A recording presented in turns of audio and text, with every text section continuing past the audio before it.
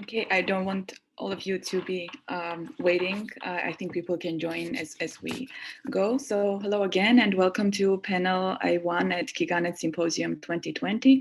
My name is Meri Baghdasaryan. I'm a human rights attorney from Armenia and currently an LLM candidate at the University of Pennsylvania Carey Law School. And today I have the pleasure to chair this wonderful panel dedicated to the topic of platform governance.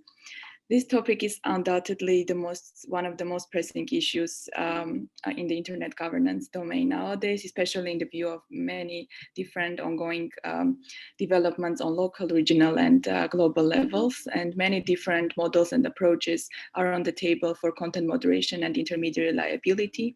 And so the panel today will feature authors from different parts of the globe, and their papers that will be presented and discussed shortly include issues on the relevant practices, for instance, in Germany and Ukraine, the reforms on the EU level regarding the intermediary liability rules and the legitimacy of the platform governance and different existing and proposed governance regimes.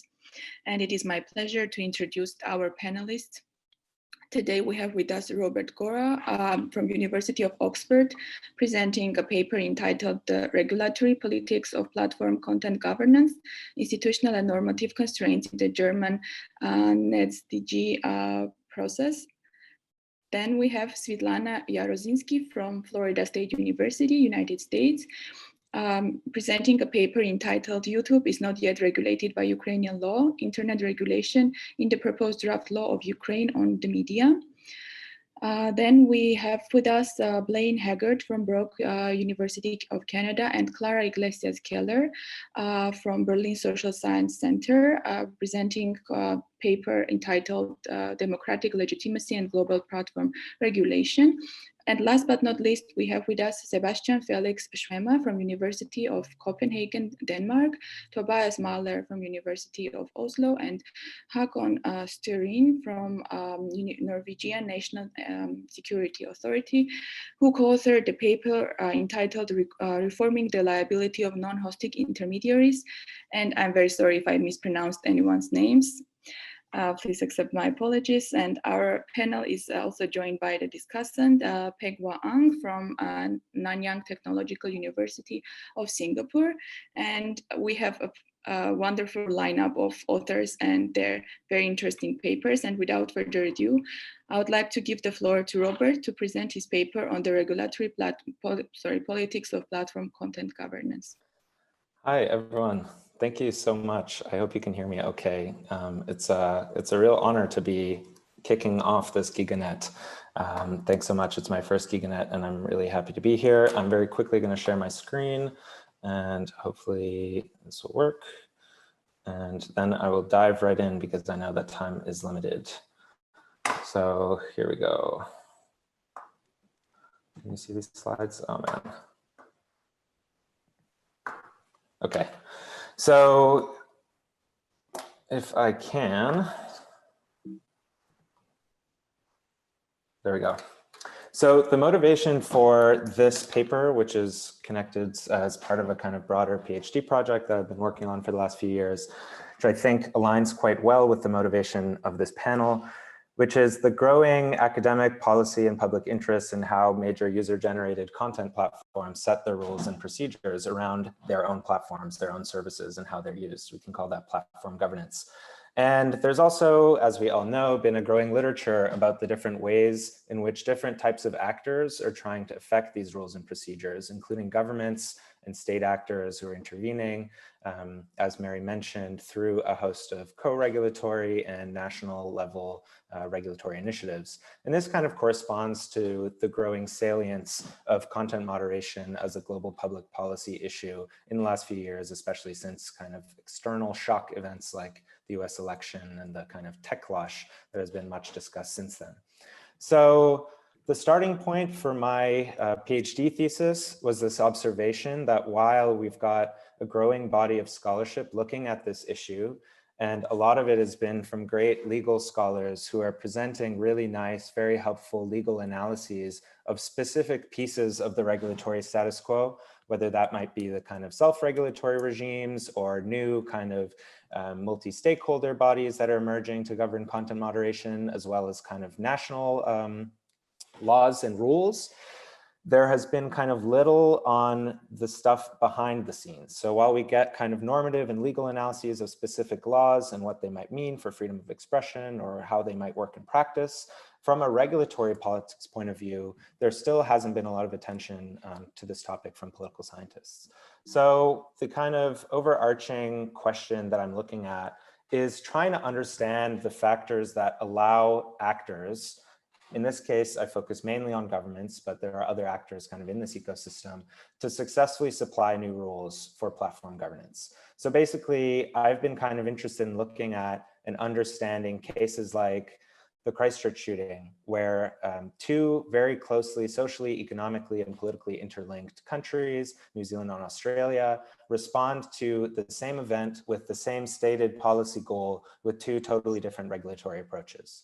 I'm interested in understanding things like, the German NetzDG regulation, which we might all know quite a bit about, and why a very similar approach that was tried in Germany, kind of failed in France, for example, where it was recently kind of overturned by the Constitutional Court and deemed unconstitutional. So I also am kind of looking at, and I'm not going to talk about this today in the interest of time, but understanding why these rules take on specific types of configuration. So why do we get kind of co-regulatory measures versus hard law regulation? And I do this through kind of process tracing case studies. I've been filing a lot of freedom of information requests and conducting interviews with various stakeholders. And here I'm going to talk a little bit about the German NetzDG. I don't have time to go into much details into this, but as a kind of political scientist, coming at what is talked about as the first state legislation to impose binding rules into how companies conduct content moderation for harmful content. So not just copyright, but other things like hate speech. The German Network Enforcement Act is really interesting for a number of reasons. But if you're coming from a point of view where, especially in the digital space, the status quo has been a kind of laissez-faire, self-regulatory attitude, and you think that it's very difficult to govern large politically powerful platform companies that are enacting surveillance capitalism, as Zuboff and others have well written about. You see something like the German NetzDG context, where there's a huge amount of kind of domestic controversy, concerted stakeholder opposition from an alliance, an unlikely alliance, some might say, of civil society at a transnational level and German level, as well as firms kind of joining together with the civil society to lobby against this in Berlin and Brussels. Also, in the early days, you have the appearance of pretty significant political opposition across the domestic party spectrum. So not just in terms of all of the opposition parties, but also within the governing coalition in the government at the time. So the Christian Democrat, Social Democrat coalition. And you also have these kind of overarching structural factors in the EU, where you have mechanisms designed to promote regulatory harmonization across a bunch of issues. And you have this technical regulation notification procedure, where basically member states need to submit their draft regulations to receive kind of legal assessment and approval that they comply with EU law. And interestingly, in this case, you see pretty widespread agreement amongst pretty much everyone, including folks in the EU Commission, that it actually violates European law, various kind of specific provisions of the European e-commerce directive, right? So given all these kind of barriers, we might wonder kind of why and how this actually happened. And part of the goal of this paper, this is of course, we could talk about this for hours. I'm going to give a very, very, very fast kind of overview of the theoretical model that I propose to kind of think through this, which is based on synthesizing regulatory politics literature with kind of transnational and global governance literature. But basically, if we can think about this as the supply and demand for new rules. So we might expect, according to legal regulatory theories, that rule changes will occur when there are sufficient demand, when there are basically preferences in key coalitions for these rule changes to happen. These are frequently connected to kind of issue salience. So as an issue increases in its salience, we expect also policymaker and public preferences to have a bigger interest potentially in changing rules that are seen as unsatisfactory. The classic kind of explanation on the other side, which is on your ability to actually supply the rules that are being demanded by stakeholders in IPE literature, is market power, the size of your internal market and your ability to, I guess, basically get big firm actors to comply with rules that are costly to them. And the idea is that the bigger market you have, the more likely they are to kind of to comply, because they could lose a lot of business. Connected to that on the supply side is this idea of regulatory capacity. So these are the kind of processes, the technical expertise, the physical expertise in terms of know-how and staffing, as well as funding and financing and all these kind of fun things. And then you have another side, I think, as I've conceptualized it here on both the demand and supply side, of things that can be kind of seen as negative factors or constraints, right? That oppose these kind of necessary conditions we need or might expect for change to happen. So one of them is lobbying. This is kind of agent-based resistance, right? So this can be various actors that are basically trying to depress demand, depress preferences, whether through public relations campaigns targeted at constituents, or specifically, funding policymakers, funding re-election campaigns, these kinds of things. On the supply side, we have the institutional factors that I alluded to with the EU structures. So if you're a country and you are in a trade deal with the United States, for example, which tells you that you are not able, or you should not be able to change specific rules, then we can expect that to be a potential constraint on your ability to supply rules. And then finally, I've kind of articulated in my piece, and unfortunately, I don't think I'll be able to fully explain this here, but I've articulated some kind of normative factors, which I call appropriateness and legitimacy, with the intuition being that platform governance is a very normative domain, and maybe more so than other areas of kind of global corporate regulation. And because so much of this, when we're talking about content moderation, comes down to issues of free expression and of user-generated content. So while policymakers might have a preference theoretically to have certain types of rules in place for platforms, they actually, for ideological and other normative purposes, might not see that as within the scope of their appropriate policy intervention. And US First Amendment thinking is like the classic example of this.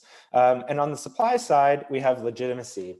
And this is a bit different from the really interesting discussion of legitimacy that we'll see from Blayne and Clara, I think, in their amazing paper in this panel. It's more of a kind of sociological, reputational idea of legitimacy, of how other governance stakeholders think of the governance stakeholder. And the logic here, I think it's less important in this case of government-led regulation, but in terms of co-regulation and collaborative efforts, my intuition is that actors that really care about their reputation are not going to cooperate with low legitimacy actors. So for example, quasi-authoritarian or hybrid regimes that have low legitimacy are going to have a harder time to get companies to cooperate basically out of their volition in soft governance efforts. So again, since time is short here and we have a great panel, I'm going to fly you through very quickly my arguments around the NetzDG. I go into this in a lot of depth. Please, email me if you have any questions, or check out the paper if you're interested. But to go through very fast in the next minute, basically, I kind of go through everything that happened and argue that there were kind of strong policy preferences, especially in the Social Democrats, driven by the Minister of Justice, Heiko Maas, as a main policy entrepreneur. And this was kind of really compounded by mounting issue salience, especially around anti-refugee hate speech and the rise of far right-wing extremism in the US around the time, or in Germany at the time, pardon me. And this was compounded by the kind of external shock of the US election, and others, Kirsten Galatz and others, colleagues at the Hague, have written about how this discourse of kind of fake news got compounded into NetzDG in an interesting way. On the market power, Germany at the time was actually a medium-sized market in terms of platform users. In terms of Facebook users, for example, is actually comparable to Canada or other kind of medium-sized countries. But we see that its influence was compounded through its role in the EU. And at multiple stages of the regulatory process, Germany is basically threatening the platforms that if they don't comply, they will go through the European Council and other measures to try to push for stronger European rules. On the regulatory capacity front, I showed that they had sufficient capacity and staffing. And crucially, one of the important ways that they built this was through this collaborative code of conduct task force, where they brought the companies kind of voluntarily through the table and got to workshop various policy proposals and actually understand from a technical point of view how they were doing their content moderation at a time when actually, this was a pretty obfuscated and difficult to know area. Lobbying, we saw quite a lot of lobbying from firms and civil society, both in Berlin and Brussels. But the key factor, or one of the key factors, I think, was that this never actually was tantamount to getting larger scale US or other government actor intervention pressure on the EU. Institutionally, this is really interesting, and I write a lot about this, but basically, there's a huge amount of informal and formal pressure that Germany was able to level across the EU institutions to eventually convince the Commission to withhold a comment or a veto on this bill, which they could have had. And I can talk a lot more about this, but I think it's really fascinating, underappreciated part of this process. And finally, domestically, in terms of appropriateness, there was a real concerted effort by the policy entrepreneurs in Germany to build a discourse about not just the appropriateness, but the legitimacy of this law, the necessity of its law as part of kind of exerting the German, basically exerting German legal competencies over the online space. There's this great slogan of what is illegal offline needs to be illegal online too. And there was a very savvy kind of public relations branding campaign around this that was conducted by the government. And finally, interestingly, in terms of domestic legitimacy, to signal that, hey, this was kind of a last measure resort, but actually we had tried everything, they were able to use this prior co-regulation that they had started in 2015, the task force also, to signal to the public as well as to other key kind of policy stakeholders in their party that all alternatives have been exhausted, and try to kind of increase the policy legitimacy of this as a suitable policy option. So anyway, thanks so much. I'm out of time. If you're interested in this, please check out the paper, and I'm looking forward to the discussion. Thank you. Thank you very much, Robert. Indeed, very interesting and timely topic, and I'm also looking forward to reading your paper and also discussion later. Now I invite us to go to Ukraine and examine the situation there in terms of their new law on media regulation. And I invite Svitlana to start her presentation. Okay. Good morning, everyone, and thank you. I apologize, I'm teaching a class in parallel, so I have to jump out. Okay, I'm sharing the screen.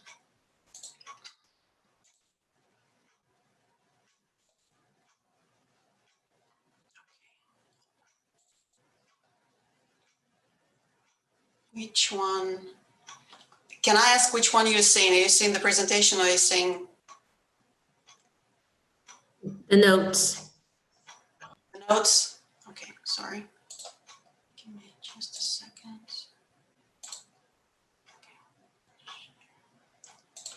I think it was your next slide that we were seeing.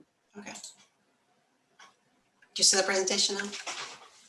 You can see it now. Thank you very much. Good morning, good afternoon. My name is Svitlana Jaroszynski, and I'm originally from Ukraine. Currently, I'm a doctoral candidate in the School of Communication of Florida State University in Tallahassee. And I have to admit, I'm new to the field of platform regulation, but what sparked my interest, and I want to start my presentation from that describing this case, what sparked my interest was that at the beginning of May 2020, right when the call for papers for GigaNet came out, I watched an interview taken by a well-known Ukrainian journalist, Dmytro Gordon, and posted on a YouTube video on his website. In the video, he interviews Natalia Poklonskaya. She was an ex-prosecutor in Crimea who, after its annexation in 2014, sided with Russia and eventually became a deputy of the Russian State Duma parliament. So the interview caused a storm in the Ukrainian media and social networks. And a major controversy was about whether Gordon was promoting a traitor or helping to expose her crimes. And one of the comments deserved particular attention because of its connection with the internet regulation. A member of the Journalist Ethics Committee observed that what happens on YouTube was not yet regulated by the Ukrainian legislation, but was, however, a part of the proposed draft law on the media. So that comment may lead one to believe that a new law on the media, if adopted, would not allow for such interview to become public, and which is a troubling implication from the perspective of freedom of speech and expression. So I set out to analyze how current Ukrainian bill on the media approaches the regulation of foreign-owned content sharing platforms or online platforms in view of the country's national security interest. So, and a balance between national security interests and freedom of expression is an important issue for Ukraine that has to protect itself against the Russian aggression and at the same time try to abide by the principles of a democratic society it is building. And Ukraine is not the only country that faces this dilemma. Scholars argue that propaganda messages spread through online platforms are especially dangerous for liberal democracies because liberal democratic values like freedom of speech and freedom of expression are perceived as vulnerabilities that can be exploited to plant distrust to democratic institutions and media and create confusion and unrest. The International Covenant on Civil and Political Rights states that any restrictions on the freedom of speech must be established by law and deemed necessary for respect of the rights or reputation of others and for protection of national security or public order. The Covenant also asserts that everyone shall have the right to hold opinions without interference. So as discussed in academic literature, social media platforms, so online platforms, present a problem for regulators because of their transnational nature and user-generated content outside their control. Lack of control over cyberspace and its use for information campaigns sponsored by adversary governments contribute to the framing of cyberspace and online platforms as a risk to society and consequently threat to national security. Threats to security are formulated based on the perception of risk grounded in prior experience of catastrophic events, which for Ukraine are very clear. Its annexation of Crimea in 2014 and the ongoing war in eastern Ukraine. In Ukraine scholarly literature, we find a discussion of how controversial topics related to the country's history and culture became associated with risk to security, in particular in terms of the hybrid warfare, which includes military and non-military actions, including information campaigns. Academic literature also discusses three approaches to online platform regulation. And one of them, which is co-regulation, is actually the way that Ukraine took in approaching the regulation of foreign-owned social platforms, social media platforms. In order to determine whether the proposed Ukraine's media law will be able to effectively mitigate threats to national security without restricting freedom of speech, I asked the following research questions. And the first question was, how are threats to national security defined in the current Ukrainian legislation? The second question was, how does the media bill address threats to national security in the proposed regulation of online platform? The first draft, just brief history, the first draft on the law on the media was registered with the Verkhovna Rada, which is the parliament of Ukraine, in December 2019. And the bill itself is developed to replace a variety of different bills, different laws on the media that were adopted within the period from 1993 to 2006 timeframe. So it will be replacing this variety of bills and making one uniform single bill. And after a few revisions, draft law title on the media is being prepared currently for the second reading in the parliament. But to answer the first research question, threats to national security are defined in the 2015 National Security Strategy of Ukraine. And the primary threat is associated with the Russian aggression, its military actions, and information warfare. It's interesting that before 2015, the threat to national security was defined as post-Soviet political and economic legacy and international terrorism. And it of course changed after 2014. And the strategy specifically says that Russian aggression has a long-term nature. And in addition to military actions, takes the form of information and psychological warfare, belittlement of the Ukrainian language and culture, falsification of Ukrainian history, formation of alternative reality, and distorted information picture of the world by the Russian mass media. So threat mitigating measures are also outlined in the document, and they include combating Russian information campaigns, protecting national values, and introducing media literacy education. Another document, Doctrine of Information Security, requires establishing legal mechanisms for identifying and removing from the Ukrainian segment of the internet information that promotes war and violation of territorial integrity. And national security, according to the strategy, is assured by protecting Ukraine's national interests that include territorial integrity and sovereignty, as well as democracy and human rights. So the second research question asked about the ways that the proposed media law addresses the threats to national security. There are a few ways that threats to national security are specifically addressed in the law, and I want to talk about a few of them. Article 23 is where the bill specifies requirements for providers of online platforms in regard to enforcing restrictions on information. And providers, according to Article 23, are expected to include in the conditions for using the service a ban on dissemination of users' content that violates the terms of Article 36 of the bill. So Article 36 contains restrictions on the content of information, and it describes general restrictions and restrictions related to national security, which forbids dissemination of information containing calls for forcible change, overthrow of the constitutional order of Ukraine, unleashing or conduct of aggressive war or military conflict, violation of the territorial integrity of Ukraine, materials of information that justify or promote such actions. And these restrictions in general correspond to internationally recognized norms of media regulation and restrictions on the content of the media. Threats associated with Russia as an aggressor state are addressed in a dedicated section of the bill, which is Part 9. And according to some of the articles in Part 9, Article 118, for example, this section is temporary.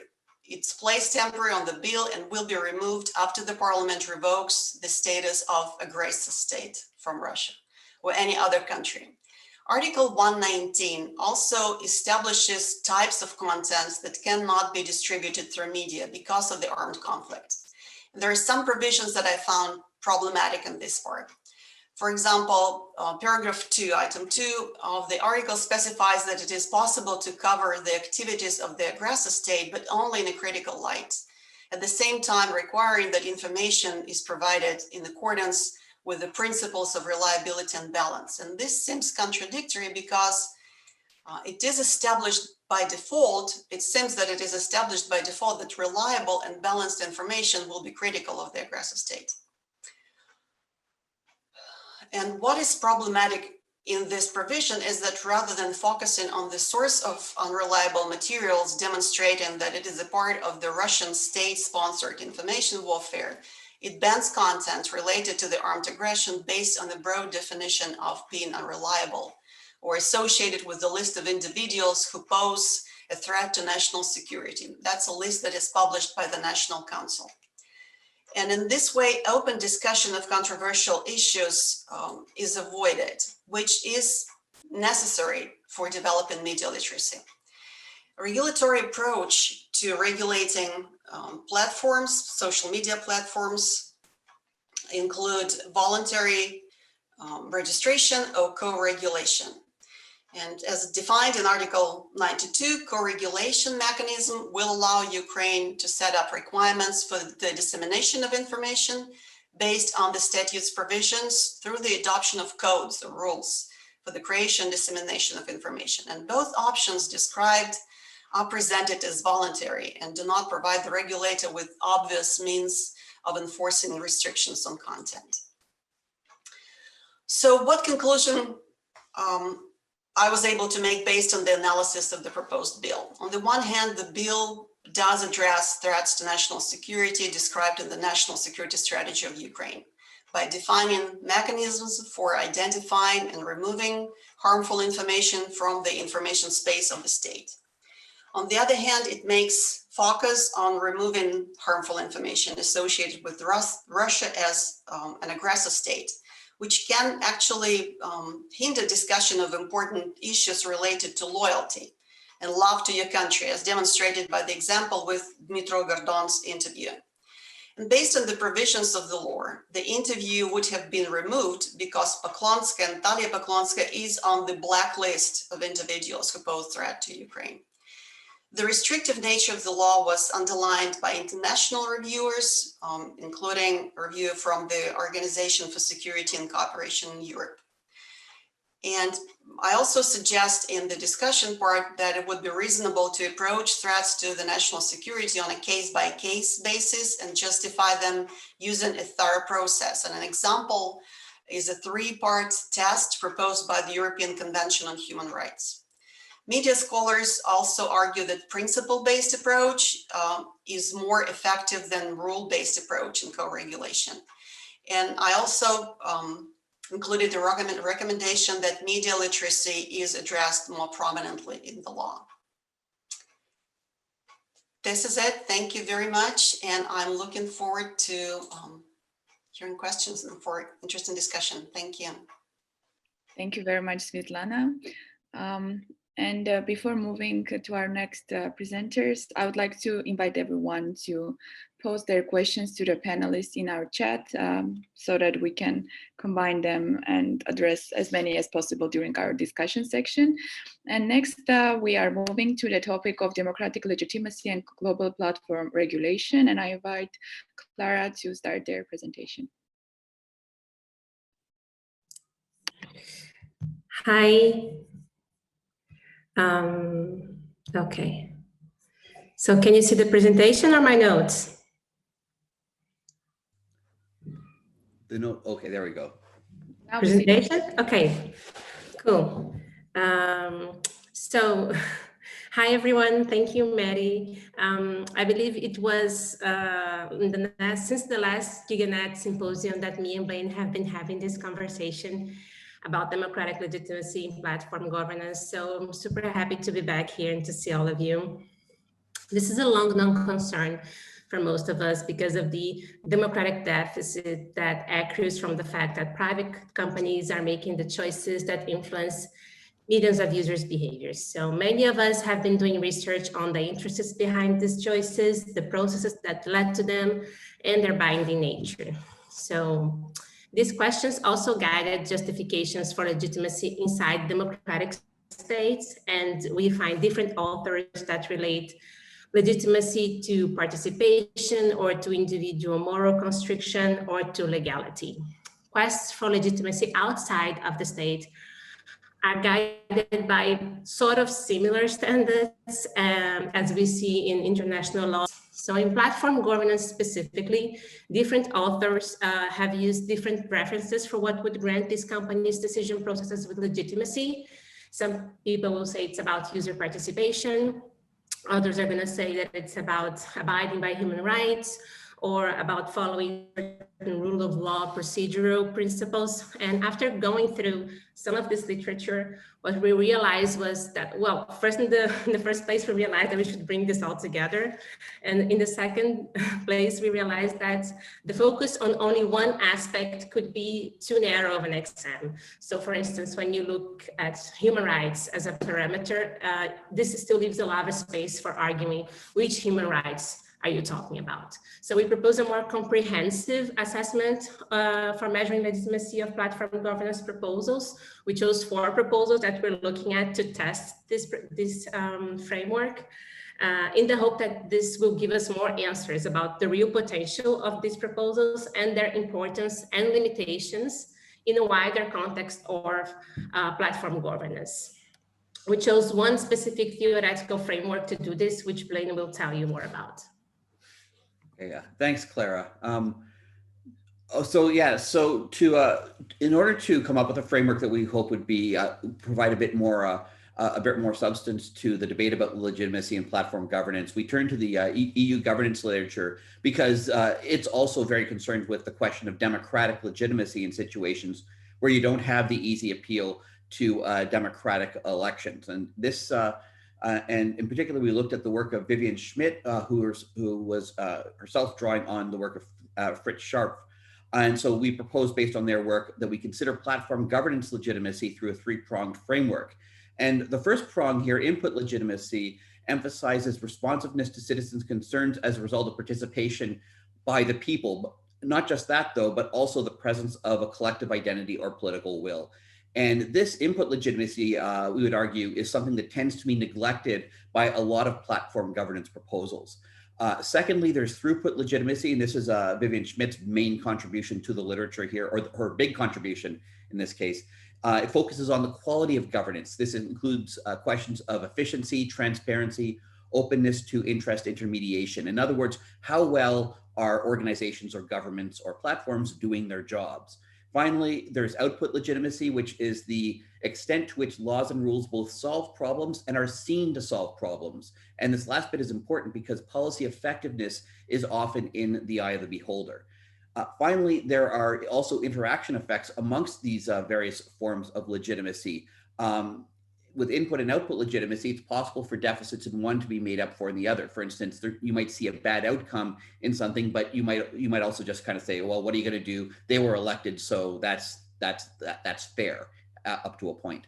With throughput legitimacy, it doesn't work in the same way because we tend to expect that processes will work the way they're supposed to work. So that when an organization puts in place good processes, they don't get credit for it.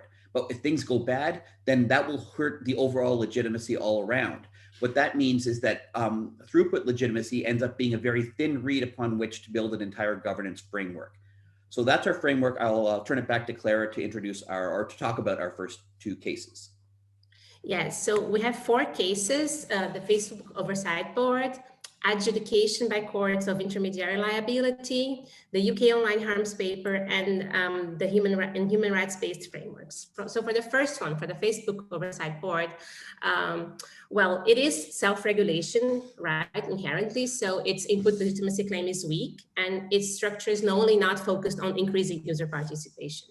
So its strongest claim is throughput legitimacy. It has a series of transparency mechanisms in place, from publication of applicable rules to making decisions available and publish reports. And it is per se a due process and accountability focused policy as it provides an appeal body. So it's very strong on legitimacy. It's kind of low on inclusiveness, and on accountability, that's arguable because other than the board's appeal, the only other possibility would be to take it to the judiciary. But anyway, output claims are not so strong, especially given the restricted scope of the board and the long time frames for decisions. So this scope only encompasses content that is removed with basis on community standards, which leaves a lot of content that is moderated with base in national laws outside.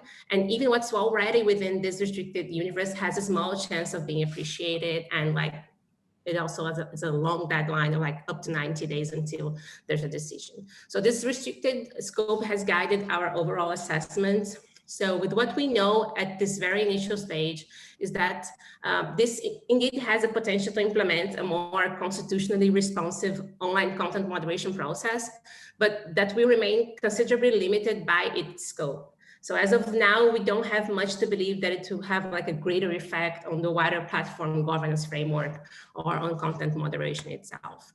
And on the second case with the liability judicialization, well, this is usually pointed as a standard of legitimacy, right? Because courts decisions are granted with legal certainty, and they are the legitimate government body that can determine the scope of freedom of expression. There is, however, an important exception regarding public policy fields. So constitutional law studies have been long studying the limitations of courts to adjudicate on public policy, right, on regulation. So the input legitimacy claim is a strong one because even though courts are not elected, They do operate in the shadow of politics, like inside a certain democratical legitimate design. Throughput legitimacy at first sounds like a good claim because courts are supposed to be transparent and follow the process and decisions can be appealed. But the one thing that should be highlighted here is that the lawsuit is built in a way that allows judges to access the information related to that particular case that is being adjudicated. So when these cases relate to broader policy views and when one decision can have a systemic effect on the greater context, which is the case of platform governance, you can have some unwanted systemic effects. So that also compromises output assessment, and together with the fact that sometimes courts do not have the expertise, to make the best decisions regarding online content governance. So Blayne will take our next cases. Sure, and as you'll notice, the ones that we chose them because they're paradigmatic cases of a lot of different ideas that are going around. So with respect to for our human rights centered framework, we analyzed UN, former Special Rapporteur David Kaye's 2018 UN report on the promotion and protection of the right to freedom of opinion and expression, which just very, very briefly calls for the adoption by companies of high-level policy commitments to maintain platforms for users to develop opinions, express themselves freely, and access information of all kinds in a manner consistent with human rights law, end quote right there. It also highlights the importance of transparency in company decision-making with user and civil society input to, among other things, consider the human rights impact of platform activities from diverse perspectives and also to audit algorithmic technologies. With respect to input legitimacy, one of the interesting things about reading the overall report is that it is basically, the decision-making tends to be left to platforms with users serving mainly as advisors, not as an electorate. It doesn't make a distinction in the report between, say, democratic and authoritarian states, even though democratic states themselves are probably best positioned to legitimately, in terms of democracy, interpret international human rights laws. Instead, the framework tends to view all states with a high level of suspicion, for instance, calling on companies to, quote, develop the tools that prevent or mitigate the human rights risk caused by national laws or demands inconsistent with international standards. And again, here, the relevant question is, who will ultimately decide when a law is inconsistent with international standards? And so whether intentionally or not, Kaye's answer seems to lean towards the platform. On throughput legitimacy, not a lot to say because it's much, much stronger on these points here. With respect to output legitimacy, it runs into the problem that a human rights-centered focus is far too high level to come to a strong conclusion in this area. Because again, as Clara mentioned at the beginning, what matters is how these legal principles are interpreted and who does the interpretation. So at the end of the day, with this kind of human rights-centered framework, we would argue it has weak input and output legitimacy and tends to put all of its eggs largely in the throughput basket. So our final paradigmatic case would be based on the UK white paper, although we also probably could have done the NetzDG thing as well. But so the UK white paper, it proposes a state-focused framework with a statutory duty of care based regulatory framework that addresses online illegal and unacceptable content and activity with decisions about what content is considered harmful rather than illegal to be made by an arm's length regulator. This kind of framework has very strong input legitimacy because it occurred within a well-established parliamentary process. Throughput and output, of course, it's still to be determined because it's a proposal and who knows where things are going anywhere these days. But if we take the white paper at its word, there's a claim that they pay attention to issues of transparency and inclusiveness, for example.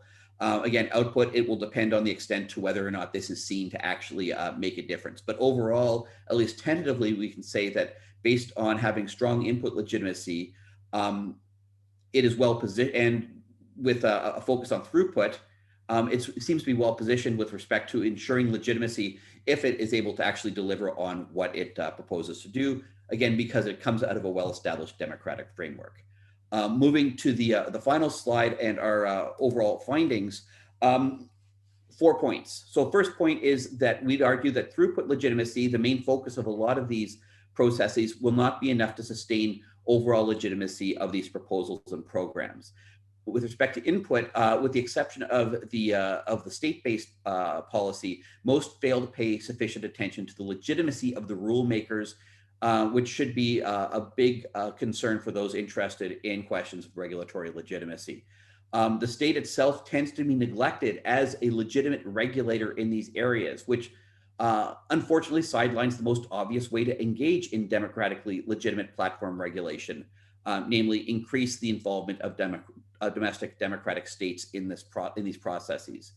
Finally, with respect to state and output legitimacy, we raise the question of whether a global set of rules tweaked to address the locals' peculiar habits that seems to be in the background of a lot of these proposals, whether this will be sufficient to address legitimacy concerns. At the end of the day, the reality of the world as it exists is that democratic states remain the entities most able to deliver accountability and legitimacy to its citizens.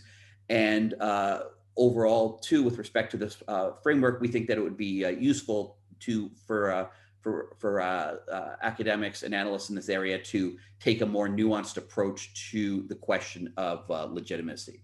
And I think that's it. Thank you very much. Now, as we're running out of time, unfortunately, I would like to move to our last but definitely not least paper, and the paper is on reforming the liability of non-hosting intermediaries. And I'd like to give the floor to Sebastian to start their presentation. Thank you very much. And I promise to stay on time, but I still am not allowed to share my screen yet, apparently. So if you could enable that, and I will start by introducing what I'm talking about. So thank you, first of all, for having us here.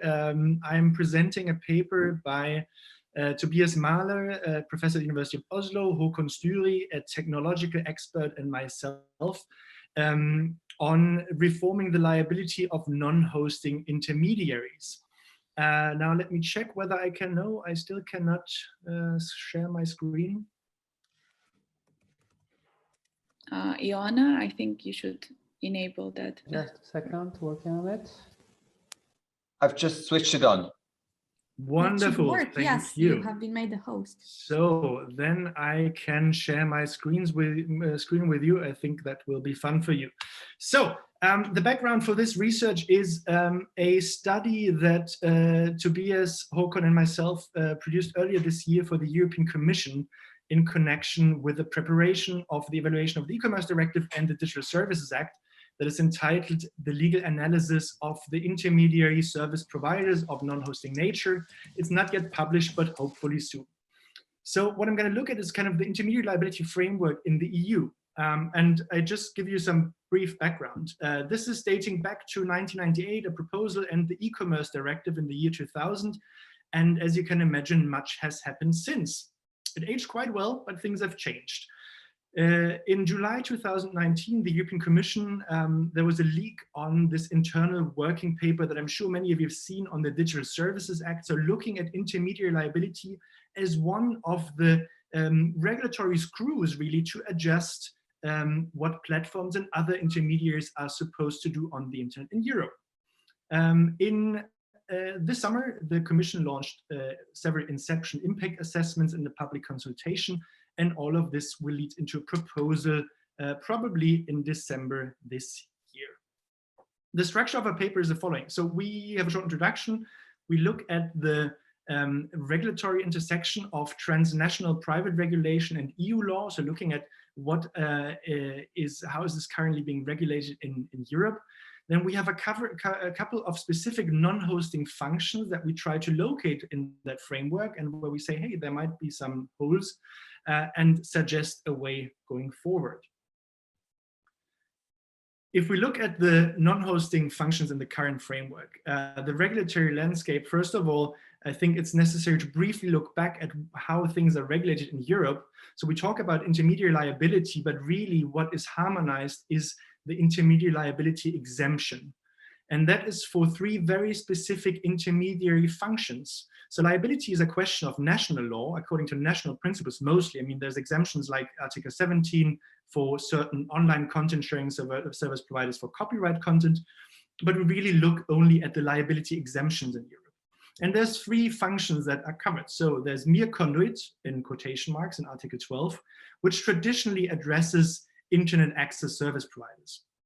There's caching, again in quotation marks in the law in Article 13, which covers the technical function of making the onward transmission in this communication network faster and relates to, even though the e-commerce directive is technology neutral, a technology that was used when the e-commerce directive was drafted. And lastly, Article 14 on hosting, which roughly corresponds to many of the platform issues, but not all of them, with the notice and action regime and relatively novel carve out for certain platforms in the sphere of copyright with Article 17. Now, it's also important to understand that the expectation towards these intermediaries increases, moving from Article 12 to Article 13 to Article 14. Importantly, also, our liability exemption rules in Europe do not address intermediaries as such. They address the specific functions of so-called information society service providers. And there's two aspects which I think are necessary to keep in mind in terms of the European regime. Firstly, these liability exemptions are horizontal in nature, meaning they both cover criminal, civil, and administrative liability, not discriminating whether it's criminal or civil. But secondly, also that they cover all kinds of illegal activities, meaning they do not look at whether content is unwanted or harmful, but really just illegal, and it doesn't matter whether it's copyright content, child sexual abuse material, or something else. Secondly, these service providers need to be of a mere technical, automatic, and passive nature. Now, if we look at it further, this article is based on a study, as I mentioned, that we did for the European Commission, and we identified certain areas outside hosting. So everything that is not directly covered by Article 14 of the e-commerce directive, the hosting of information, that might currently fall between the chairs. And if we look at the first example we analyze in our article, that's related to the intermediary functions related to the DNS. And what we mean by that is not the domain name as such. What we mean by that is the content that is somehow being accessible via an IP address or a domain name. And what is interesting, IP addresses, domain names have existed way before the e-commerce directive was adopted, but still it's actually not explicitly covered in the e-commerce directive. There was one reference before the Court of Justice, the SMB React case, regarding IP address rental services, but that really doesn't have help any further. So in the current exemption liability framework, the DNS functions are somehow unclear. There's another technological development that has happened since the e-commerce directive was enacted, and that's the emergence of content delivery networks. So from the traditional load balancing to these new actors which have a variety of business models and offer a variety of functions, but really aim at making the content delivery smoother. And they are extremely difficult to locate in this existing regime of Articles 12, 13, and 14. And why is that? Well, that's because they do not really provide, they don't really store information, they provide their information, they make the access to the information more functional, and they somehow resemble caching because there's a temporal dimension, but it's really not caching, it's something else. Wi-Fi hotspots, another area that is a gray area, or has been a gray area, and the Court of Justice has resolved this. So the question of whether the provider of internet access in form of a Wi-Fi hotspot, where that is located, the European Court of Justice held that this is falling under Article 12 of the e-commerce directive, so akin to an internet access service provider, one of the areas that has been resolved but is not clearly addressed in the e-commerce directive. And also processing in the cloud is a very interesting example that falls somehow in between the chairs, because cloud processing is really not the storage of information as contained in Article 14 of the e-commerce directive, we argue. It's also not a mere conduit, because there is a modification going on. If you think about it, it could be either the modification of the content as such, an automatic translation of content, or it could be just the modification of the representation of content, changing the format to the different devices we use. So again, one example where current intermediaries are falling in between the chairs. And it goes on. Live streaming is similarly difficult to locate, and so are search engines. So where does this leave us? And I promise to not go over time, so I'll jump the detailed analysis over, and I hope you read our paper and go to our findings, which is kind of the missing pieces in the current framework. We looked at the e-commerce directives framework broadly, the available liability exemptions. And why is that? Well, the liability exemptions define in many ways the scope of operations for these intermediaries, what they're supposed to do in terms of content. Currently, the e-commerce directive only addresses the transmission in a network or the access to a communication networks and storage. But there's two main non-hosting functions that are not addressed. The first one relates to what we refer to as auxiliary network functions. That is actors that do not transmit or provide access to information, but facilitate somehow the communication to information, DNS, IP addresses, etc. And the second aspect relates to something that has emerged more recently, which is this idea of the temporary provision and processing of information, which is different from storage. So it doesn't really fit under Article 14, but somehow related. Now, how does this all relate to the platform governance debate? I think, first of all, a lot of focus on revisiting the intermediate liability exemption principles is focusing on platforms. But we should be aware of the spillover effects from the platform hosting discussions to non-hosting actors. And there's a second spillover, which is what if a non-hosting intermediary actually starts moderating content? And you can see that emerging. There's notice and action regimes, for example, for domain registries. Content delivery networks also engage with content. Several of these actors have trusted notifier arrangements, and some of them even have proactive content screening. So that, I think, leads to a very interesting question of what are the elements in the traditional platform discussion that are relevant beyond the platform discussion, and what are the elements where we might end up mixing up things where they actually quite separate. And this, I hope, our article contributes with. And now I thank you for your attention and look forward to the question and discussion.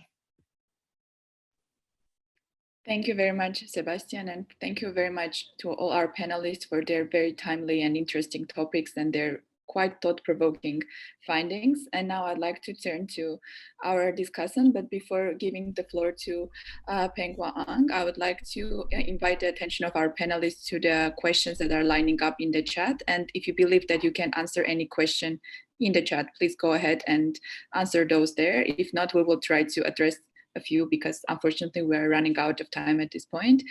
And yes, please, now I'd like to give the floor to our discussant to go through our very interesting lineup of papers. Hi,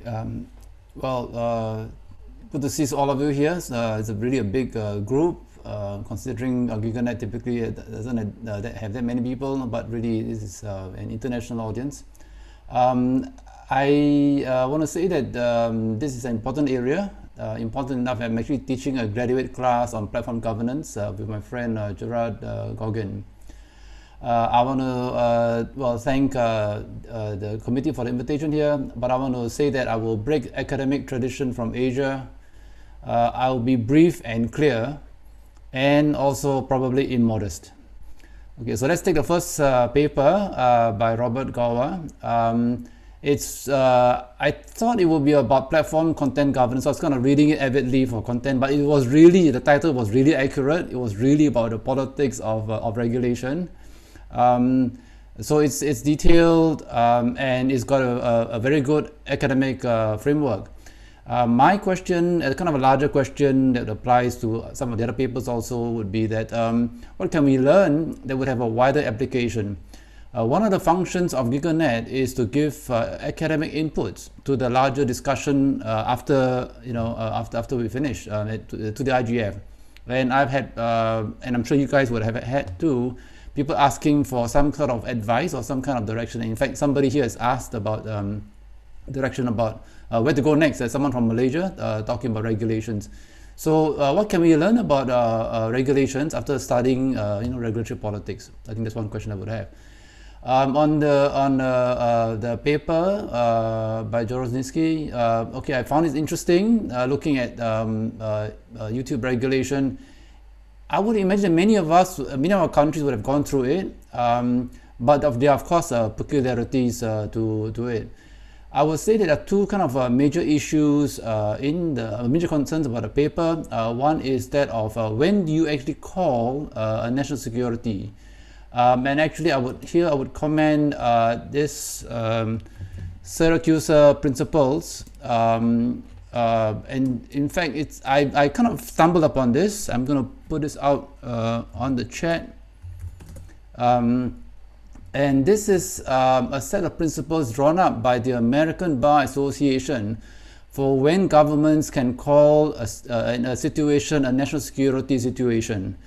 Some kind of aluminum scarcity would not be a national security, so they can call up trade tariffs, for example. Right? So there is done by the American Bar Association. These principles are so important, in fact, that it has led to other developments, and there are a couple of people talking about the three-part test, one by Article 19, I think one by the European Union. The principles from Syracuse led to the issue of legitimacy, proportionality, necessity, and we see this in some form in various discussions we've had here. So I would commend that to you folks to look at. The paper by Haggart and Keller was very interesting, a very strong paper. Part of my immodesty here, I'm going to cite two of my own papers. One is the issue of to what extent can you actually work on democracy, democratic legitimacy at a global level? And someone had a question kind of on that. Some time ago, I did a paper looking at this issue, and I used Danny Roderick's model on democracy, sovereignty, and globalization. And my conclusion was that it is what we call a trilemma. And in a trilemma, you can only pick two. Out of the three, you can only pick two. I'm going to give the link to the article that was there. So I think that there's a question of to what extent can you actually achieve what you try to achieve, and I think that's part of a contribution to the discussion here. Because if you cannot, I mean, if theory says you cannot, you may try, but in the end you will fail. Right? So I think there's a question to what extent you can achieve that. I have to say that it's very robust. What you guys have done is very robust. My own PhD student who's not graduated, Shirley, is on here, and she has done what you guys have done, looking at input, throughput, and output. Every time I have a discussion here, I'm literally tired, and Shirley knows I'm literally tired after this because it's very exhausting work. You guys have done, I think, a good work here. On the Facebook oversight, you guys have 4 examples. I'm just giving one. I've done analysis, and I just pasted the analysis of Facebook oversight board on Facebook itself. Yes, I was trying to get their attention actually, and I think I succeeded in getting sort of relevant folks' attention. The Facebook Oversight Board, that kind of a structure, is actually based on the UK Levinson Inquiry report. That report is an inquiry into the News of the World, Rupert Murdoch's paper, that scandal in which they hacked journalists, hacked celebrities' phone mail account. That report, I think, gives you a kind of a robust example of how you might set up some kind of body that we would use to regulate the media, but yet has legitimacy. In essence, and I will say this briefly, it is to appoint a committee to appoint a committee, right? And so it's kind of I will comment that. I thought the conclusions of the Haggart and Keller papers were very strong, sound conclusions, and usable by policymakers. Okay, and the last one on non-hosting by Schwemer on the non-hosting intermediaries. That's also an interesting paper. Intermediaries have a special place in my heart because Singapore is the first country in the world to have this immunity exemption. It was a few days ahead of the USA, I guess because we were smaller, so we could move faster, and the USA is bigger. But we were the first country to immunize both criminal and civil liability. I don't think many countries have actually immunized the criminal liability. The US immunizes only civil liability. This is an important area, and actually without immunizing or exempting intermediaries, e-commerce cannot function. Amazon will not work, TripAdvisor will not work. So this is a critically important area. I thought it was interesting you divided up the intermediaries. I think that's a good kind of a first step to see how you might, look at it, reforming this whole area. When I did this study way back now, I could see the whole area there changing with every country adopting it. Every country adopted, but every country modified and improved the laws as you went along. So it's kind of interesting. We've got Manila principles there, and interesting to see how you might improve. So overall, I would say that if your papers can be theorized for wider application, I would encourage that, because then it's really academic work in the larger global sense, but also then they can be useful to our counterparts discussing these issues at the IGF. I would say also that it looks like the laws are improving or changing. It's interesting, Gorwa talked about how the laws in Germany are breaking the constitution and seem to be breaking some laws. I thought the Germans are fantastic for having laws that make total sense, right? I mean, their cars are wonderful, right? BMWs, Porsche, Audis. There are no bad cars in Germany, right? So the laws, the rules that work well, so they must be good, right? To have these laws that kind of break the constitution, that's really astounding. But it also suggests to me that maybe we are at kind of a version 1.0, right? The laws that are being proposed are version 1.0, and perhaps your study and other studies here can help to develop laws that do not breach the Constitution. If you look back, sorry, I'm the old guy in this group here. If you look back at the history of regulation, internet regulation, you will find that the first laws would break constitutions, but later laws would refine and then avoid having this problem. So maybe we are kind of at this early stage in some of these areas, which of course is very good because it means you guys are doing cutting edge research. But then we need you guys need to give further inputs so that the laws will improve and not break the constitution. And so I promise that I'll be brief, and so I'll end here. Thank you. Thank you very much for your comments and for all the sources that you shared with us. Now, as we are in the Q&A section of our panel, but as unfortunately we don't have much time, I suggest that, and thank you for all those panelists that already answered some of the questions in the chat. I would like us to answer, to discuss this question about the way forward. And this was a question by Mahyuddin. I'm sorry if I mispronounced your name. And this is a question that references the Freedom on Net 2020 report. And the question is, with platform providers getting more pressured with government requirements to restrict access to seemingly objectionable content, what is the way forward for internet governance? I believe many discussants can address this. Many panelists can address this question. If anyone would like to take it, please, you have the floor.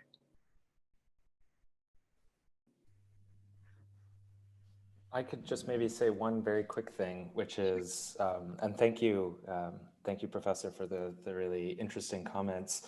I guess like one thread kind of running through this panel are, themes that were picked up in my paper and also the second paper about issues with the constitutionality or legality or human rights kind of respectingness of various recent platform regulatory measures. And then this kind of flip side that Clara and Blayne identify, which is also the need for kind of democratically accountable platform governance in the space when you have so much basically private legal ordering going on, and the system as it exists is also leading to a lot of negative externalities. So of course, I think we're focusing here mainly, interestingly, on like Western democratic global North countries that have been pushing, laws in the space in the EU. But I think it's definitely also, part of a longer kind of history of internet controls, potentially, if you pre-impose some of those same kind of protections into other contexts, right? And I don't have an answer to this. I think this is going to be kind of a defining question and problem for us to think about in the coming years.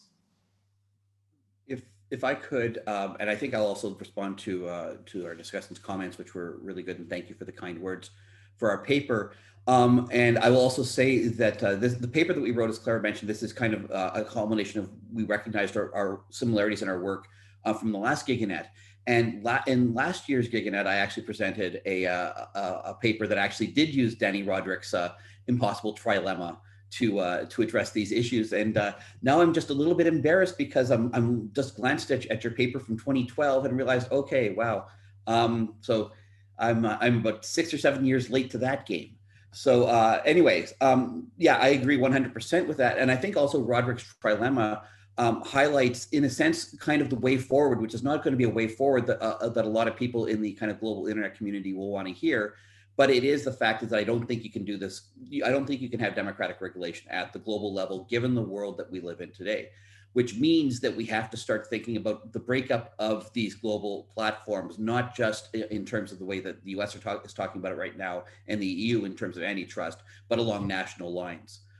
Much as we do with the banking sector and post offices and so on, with a much more kind of, and again, this is straight from Roderick's conclusion in that book, which is that basically the goal should be multilateralism. It's not a call for autarky, it's a call for countries to come together to figure out what is the bare minimum that we can agree upon and go from there. So in other words, highlighting interoperability as opposed to global platforms. And for me, I think that's probably the way forward. But again, that's it's a tough sell in a global internet type world or community.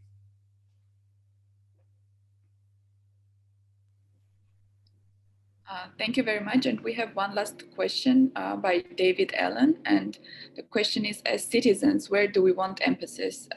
Supply and demand considerations, legitimacy of the outcome? Does anyone want to address this before we close the panel? My first reaction to this is the last thing I would look for is outcome, because it's just so debatable. I'd say outcome is the most debatable of them all. And I think it's no coincidence that most of the policies that we analyzed in our paper, and I got this a bit of a feeling in that sense from Rob's too, is that it's no wonder we're focusing on throughput so much, right? Not only because it's the kind of the easiest way to bring these practices into democracy, if you can say so, but it is also what is more, how can I say it? What is more supportive of different outcomes, of different cultural contexts, and of different mindsets, of different outputs. So I don't know, perhaps, thanks, Giovanni. Perhaps I'd say as citizens, it's good that we're so much focused on throughput, but the idea of our paper is to exactly say we should not focus on just one of these things, right? And at the end of the day, like, we also are not going to choose one policy, as we're not going to choose throughput or outcome or input. We're also not just going to choose one policy. We will not choose just judicialization. We should not choose just the oversight board. We should just see each one of these policies for what they are, how they complement each other. And I think that was our idea, right, Blayne? Just take it from there and not like close on one main wish. Anyone else would like to address this question before we close? I guess similarly, to just follow that up, I think we can do better, and we can demand better on inputs too, right? So in terms of the discussant's comment on the kind of high level takeaways, if I was talking about across cases, also some of the other regulatory episodes here I've looked at, we still see, even in these highly kind of democratic countries, we see securitization and policy being used as signaling, right? Basically, in the Australian context, a bill was introduced into law one day before, basically the last day of Parliament before the election, and pushed through with almost no consultation, right? So this is still happening in places like Australia. We see the importance of kind of time and, basically trying to appeal to the electorate and push through things at the last minute. And this also happened in the NetzDG, which was also passed in Parliament in the last day before an election. So, I think, again, it's tough because civil society is galvanized, and it's working against these things, and it's doing their best that they can. I think for the general public, based off of my very unscientific polling of my neighbors here in Berlin, everyone's going to say, cracking down on hate online is a good thing. So there's something about the kind of, the way I guess we all think about these and also frame these discussions in terms of democratic and or other goals that I think is going to be important in the future. Yeah, if I can just add one word, and thank you very much. Very interesting presentation. I really learned a lot, and it's just my first step, so I apologize for all the setbacks. But listening to what you're saying, I think it's very important in terms of the topic that I was discussing to make delineation between personal opinions and state-sponsored information on the internet, which is, I guess, is a little bit mixed up in the current regulation. But another good tendency, I think, that's going on in Ukraine, it's that the law is widely discussed. I mean, it's still going through discussion and, processing in parliament committees, but it's very important that it's up to discussion and media and the public is actively involved. And I hope that that would make this delineation and make sure that interviews like that I mentioned will be available to public, not in a secret roundabout way, but through legitimate ways. Thank you very much again. Thanks. Thank you very much.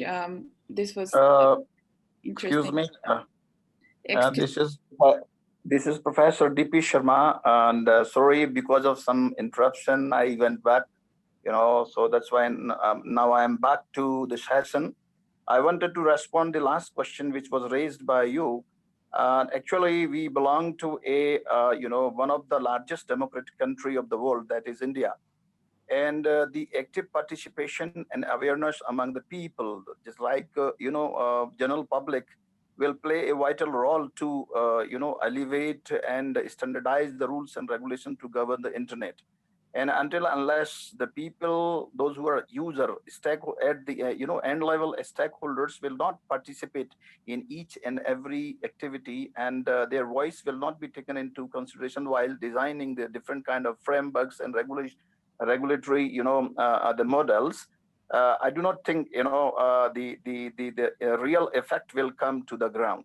So when the research is being done, and it should be implemented at the ground level, then only the real effect and the participation of the general public will come into existence. Thank you. Thank you very much for your intervention. And as we already are over the time allocated for our panel, I will have to close our session. Very sorry for this. The discussion is very interesting and very timely, but the topic is, as we know, also very important. That is why no time allocated for the session will be enough, I think. Thank you once again for all our panelists for their important work, and to the discussant for very insightful comments. And I wish you a successful and fruitful continuation of the GigaNet Symposium, and the next panel is about to start in a few minutes. So hope to see you around too. Thank you very much. It was my pleasure to chair this panel. Thank you, Meri. Great work chairing this panel. The next panel is supposed to start in 2 minutes. We are going to take a short break, 2-3 minutes, and then reconvene here for panel A2 on data governance. See you very soon here on the same link.